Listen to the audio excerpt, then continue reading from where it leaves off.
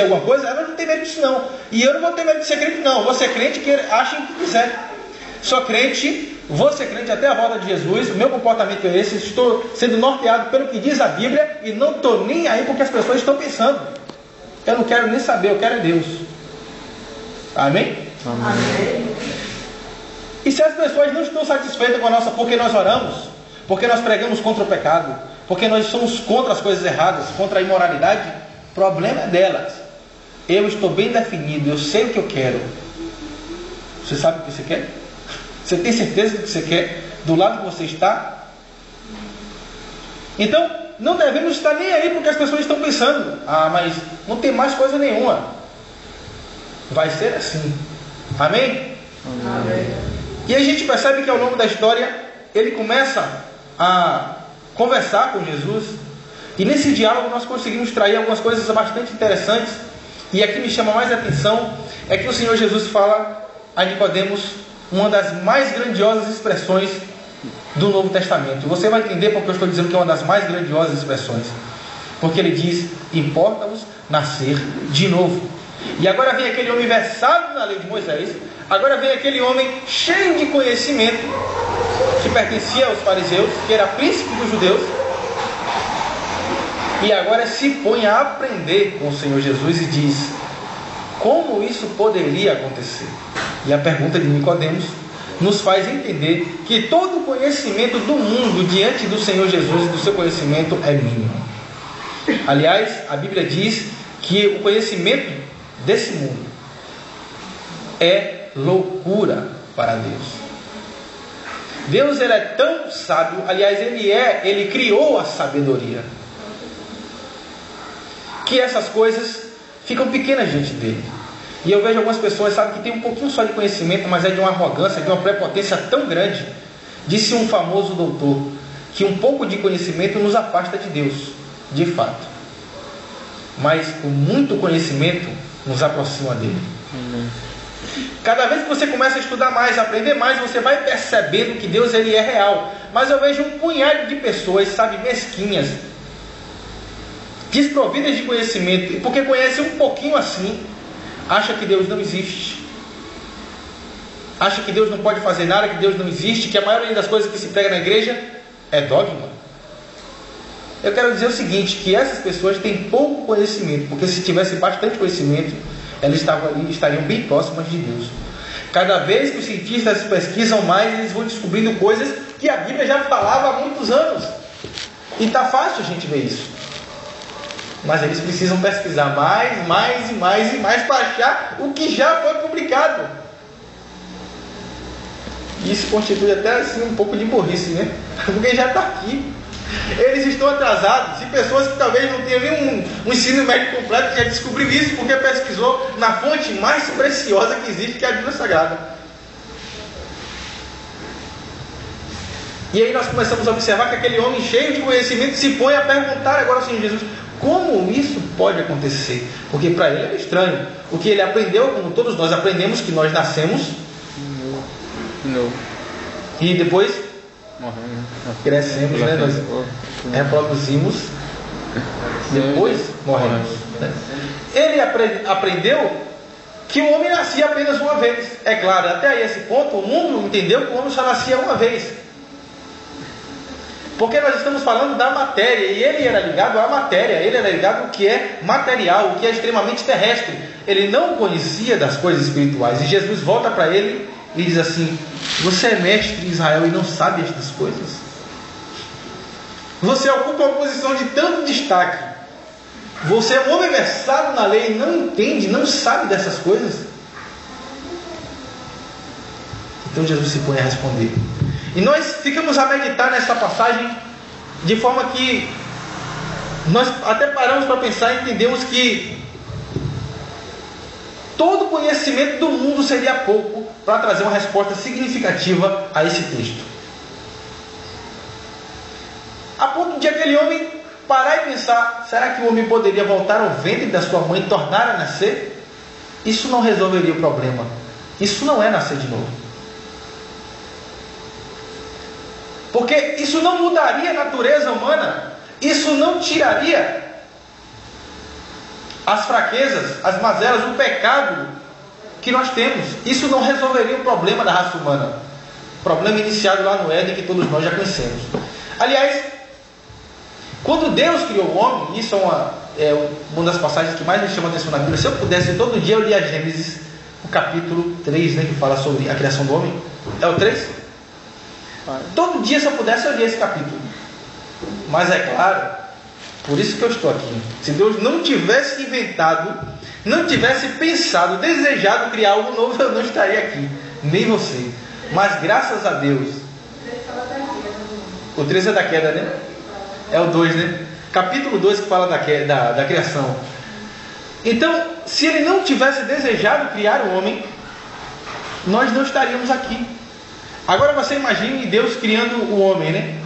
E de repente Deus criou os céus, Deus criou a terra. Então os anjos todos estavam lá, desfrutando de uma comunhão grandiosa com o próprio Deus e vendo Ele fazer tantas coisas. E acredito que todos eles admirados, dizendo: olha o que Ele fez, que lindo aquelas cachoeiras, que lindo aquele céu, que lindo, puxa, olha o querubim como é diferente do serafim, olha o arcanjo.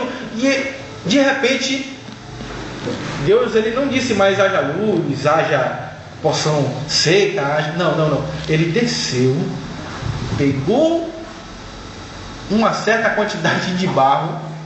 Eu acredito que nesse momento todos os céus, todos os anjos devem ter parado para ficar observando o que é que Ele estaria fazendo. Isso é que eu chamo de botar a mão na massa. Deus, é por isso que Ele é oleiro, porque foi desse jeito. Deus, Ele pegou, sujou as suas mãos de barro. É isso que eu posso dizer, porque Deus, Ele não disse haja para criar o homem, Ele mesmo veio fazer. Eu imagino Deus, então, isso é grandioso demais, isso é profundo demais, botando a mão no barro e fazendo o boneco. E acredito que um deve dizer para o outro: vamos observar o que é que ele está fazendo, o que é que deu nele agora, o que é que ele está pensando em colocar a mão nesse barro, o que é que ele vai fazer. Deus estava trabalhando num projeto grandioso chamado homem, iniciando algo fantástico, que ia mexer com estrutura de céu, terra e gerações. Esses somos nós. E Ele ia fazer algo diferente de tudo que Ele já tinha feito. E talvez Gabriel, Miguel, todos os anjos, arcanjos, querubins, serafins se puseram em fileiras para observar o que Deus estava fazendo. E também acredito que Satanás. E todo mundo observando ali o que Deus estava fazendo. E Ele estava trabalhando na criação do homem. E de repente Ele vai moldando e faz aquele boneco maravilhoso, lindo, perfeito. Rapaz, concordo muito não, viu? Mas deixa eu falar. Então, quando Deus termina de fazer, acredito que eles devem ter olhado, um com o outro deve ter dito: não tem asa não, viu? Não tem asa, não se mexe. O que é que Ele está fazendo? Até aí nada tinha acontecido. Mas de repente Deus comete uma coisa, Deus faz algo diferente de tudo que Ele já fez no universo. E eu acredito que isso deve ter chamado a atenção de todos os céus também. Se pôs a olhar para aquele boneco que Ele mesmo fez, e agora Ele soprou em suas narinas, de dentro dele, o fôlego da vida, do seu espírito. É por isso que o homem é, querido. E o homem, ele é tão importante que Deus, mesmo sabendo que o homem ia cometer tantas coisas, disse: eu não posso perder essa criação grandiosa, magnífica que eu fiz. Nem que eu tenha que dar o meu próprio filho para que eles não pereçam, eu dou, mas não perco. Porque a criação do homem, se vocês não pararam para observar na Bíblia, é um dos maiores destaques. E é o que traz, na verdade, todo o desenrolar da história.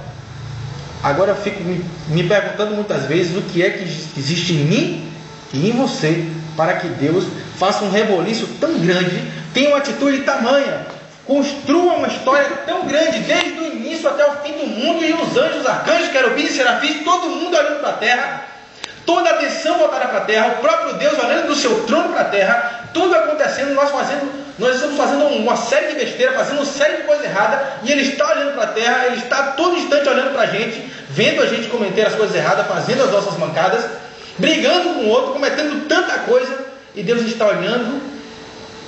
Isso é incrível. E constantemente aguardando que toda essa criação seja redimida e retorne aos seus braços em perfeição, como Ele fez e desejou no início.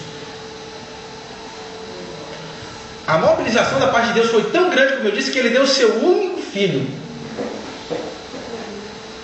para que a raça humana estivesse de volta à comunhão com Ele. Então, na verdade, eu entendo que nada disso é em vão. Quando o homem caiu, quando o homem se afastou de Deus, na verdade, Deus entendeu algo diferente de todas as coisas. Na verdade, estava se afastando não simplesmente uma nova criação, mas uma parte de Deus. Porque nós somos extraídos do próprio Deus. E talvez você esteja perguntando, mas como é isso? A Bíblia diz que nele existimos, nos movemos e até respiramos. Amém? Amém. E agora a gente entende, na verdade, que aquele nascimento de que Jesus estava falando não era simplesmente um nascimento como o que nós já temos visto todos os dias acontecerem. Todos os dias, uma série de mulheres vão aos hospitais, ou talvez até mesmo em casa, e dão à luz as suas crianças. Mas o Senhor estava falando de um nascimento diferente daquele também que existiu lá no Éden. Deus está fazendo com que a raça humana em Jesus Cristo esteja totalmente redimida. Ele está fazendo o homem nascer de novo.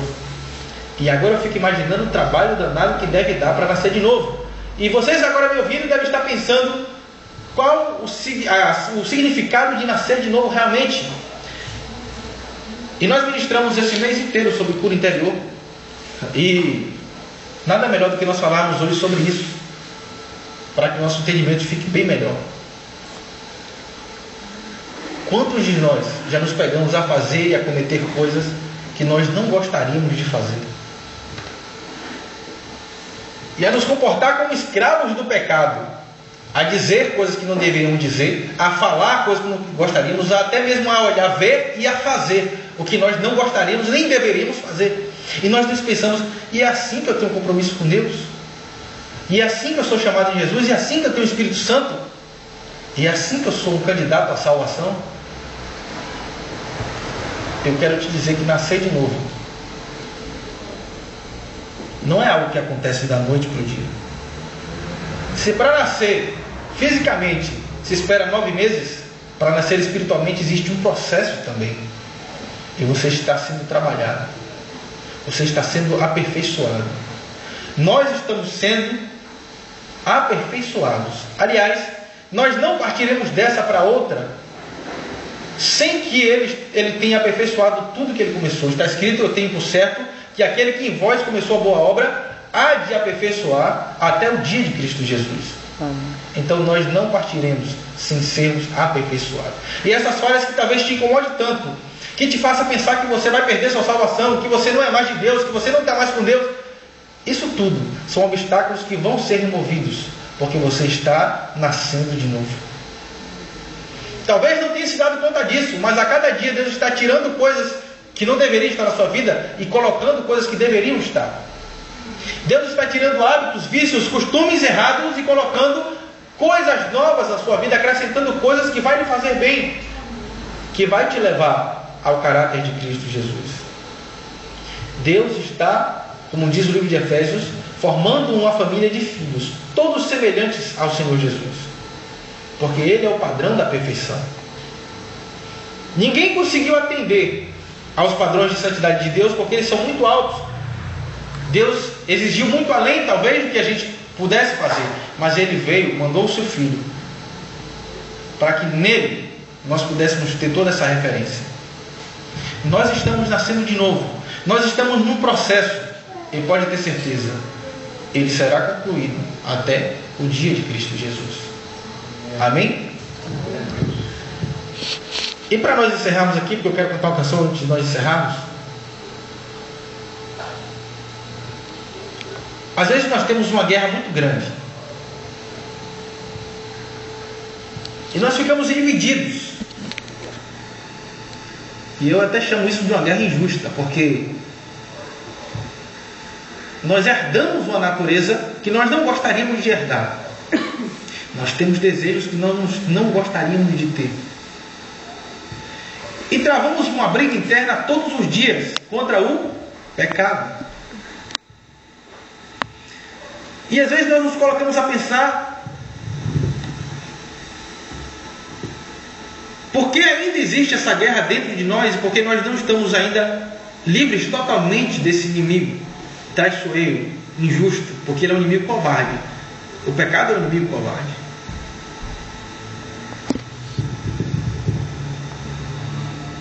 E na verdade nós não entendemos uma das maiores doutrinas bíblicas,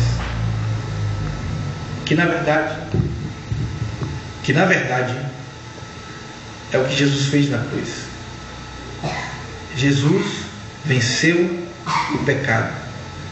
Jesus conquistou o direito de nós sermos perdoados por Deus. Jesus conquistou o direito de nós sermos aceitos diante de Deus. E no final de tudo, a Bíblia diz que o nosso corpo abatido será transformado. Então nós estaremos livres, como diz o apóstolo Paulo, do corpo desta morte. Até chegarmos lá, temos que, num processo paulatino, dia após dia, nascer de novo. E eu quero convidar a todos vocês a tentar, a se esforçar a fazer isso durante todos os dias em que nós estivermos aqui embaixo dessa terra, aqui nesse mundo vivendo. Todas as vezes que nós nos depararmos diante daquilo que talvez nos chame a atenção, que nos faça escandalizar, que nos faça errar, mas que nos atrai, vamos observar, olhar para aquele alvo, lembrar essa palavra e dizer: eu nasci de novo. Isso não faz parte mais da minha vida. Eu nasci de novo, eu deixo isso para trás. Eu nasci de novo, eu não tenho mais esse hábito, eu estou cultivando novos hábitos. Limpe a sua mente, limpe o seu interior. Comece a praticar novas atitudes, novas coisas, que substituam os pensamentos e as atitudes que você tinha outrora. Nós estamos nascendo de novo, e compete a nós agora deixar para trás tudo que é velho. As coisas velhas já passaram, e eis que tudo se fez novo. Nós somos nova criatura. Deus está novamente criando o homem. Deus está fazendo o homem nascer de novo. Amém. Nós estamos nascendo de novo. Nós estamos sendo transformados. Nós estamos sendo aperfeiçoados. Amém? Amém. Vamos cantar um louvor aqui rapidinho?